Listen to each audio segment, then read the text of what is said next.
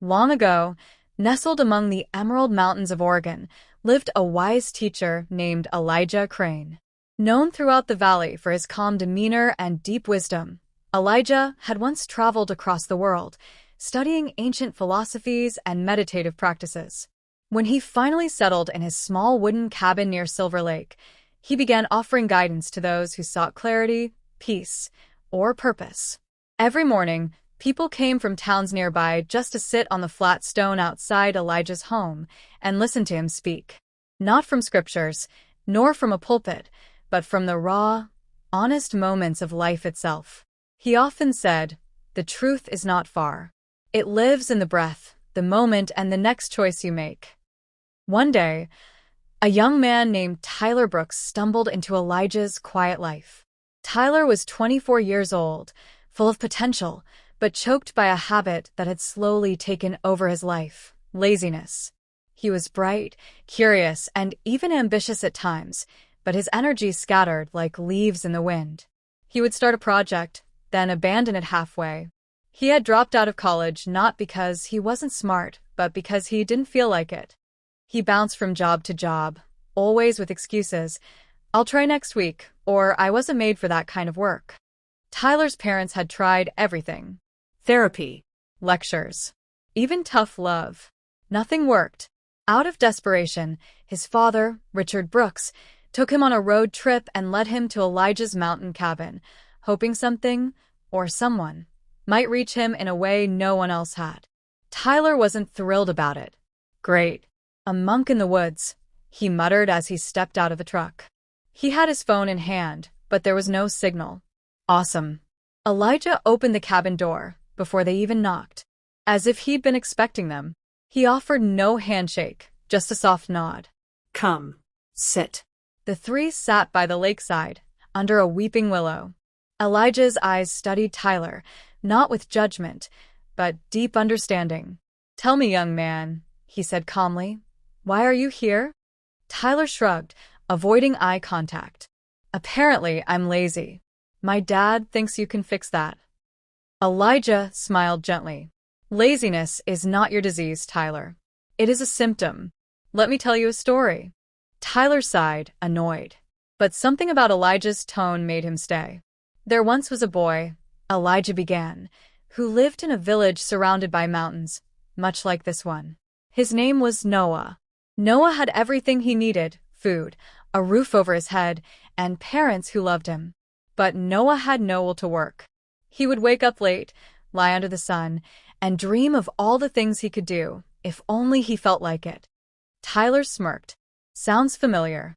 Elijah nodded. One day, Noah's father grew tired. He told his son, "Go to the monastery at the edge of the valley. Tell the master there that you are lost." Reluctantly, Noah did as he was told. At the monastery, he met an old monk named Master Daniel.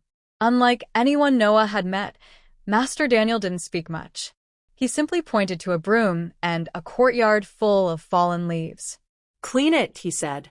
Noah was shocked. "I came here to find myself, not sweep leaves." The master didn't reply, just walked away. Frustrated, but with nowhere else to go, Noah began sweeping. It took him half a day. When he was done, Daniel returned. "Good," he said. "Now wash the kitchen floor." This continued for days. Every morning a new task. Every night, silence. No deep lessons. No wisdom offered. Just work. A week later, Noah exploded. "Why are you making me do all this?" "I came to learn, not become your servant." Master Daniel looked him in the eyes. "Before a fire gives warmth, the wood must be split. Before a bell sings, it must be struck. You came here full of comfort, and yet you begged for change. This is how change happens." Tyler sat straighter, his phone forgotten beside him. Elijah continued. Noah hated those words. But something strange happened. That night, for the first time in years, he slept deeply. His body was tired, yes, but his mind was still. Elijah paused and looked at Tyler. "Stillness is born from effort. Peace is born from discipline.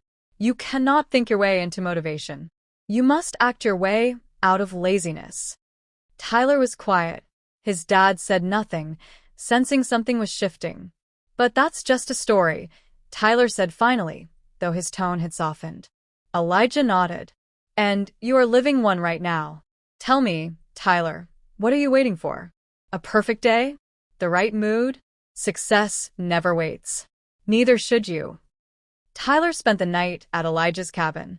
There was no TV, no distractions, just a cot, a small fire, and the sound of the wind. The next morning, Elijah handed him a shovel. "The garden needs turning." Tyler raised an eyebrow. "You serious?" Elijah just smiled. For the next week, Tyler stayed. Every morning began at sunrise.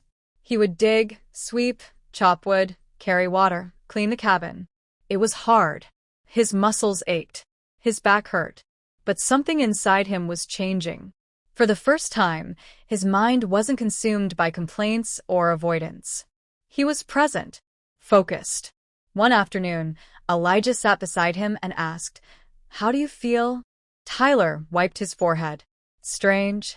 Tired, but clear." "That's discipline. That's the sound of your soul waking up." By the end of the second week, Tyler looked like a new man. His face no longer had that lost expression. He stood straighter. He moved with purpose. Before he left, Elijah gave him a folded note. "Open this the next time laziness tempts you." Tyler hugged the old teacher. "Thank you." When he returned home, things were different. He re-enrolled in college, part-time at first. He set a schedule and stuck to it. Not perfectly, but with intention. Every morning, he did 10 minutes of meditation. When the urge to procrastinate returned, and it did, he opened Elijah's note. It read, "You are not your feelings. You are the fire beneath them. Burn bright anyway." Years later, Tyler would become a motivational speaker, sharing his story across the country. On stage, he always ended with the same line. "Laziness isn't your enemy. Waiting is. Action is the only cure." And when someone asked him what changed his life, he always smiled and said, "An old man with a shovel and a story." The truth is, we all carry a bit of laziness in us, not because we're weak, but because the mind loves comfort. But comfort is a cage when it is never earned. If you want to feel alive, you must move, Act. build, Create. because motivation does not strike like lightning. It grows like a flame, fed only by the wood of your own efforts. So the next time you feel too tired, too uninspired, or too lost to begin, remember Tyler. Remember Noah. And most of all, remember this.